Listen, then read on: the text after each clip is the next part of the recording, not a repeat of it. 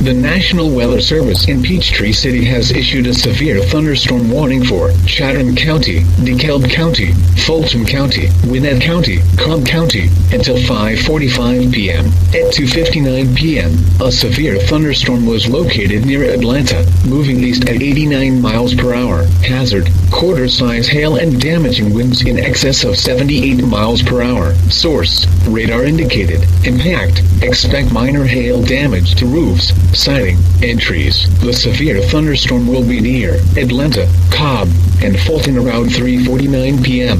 DeKalb around 4:23 p.m.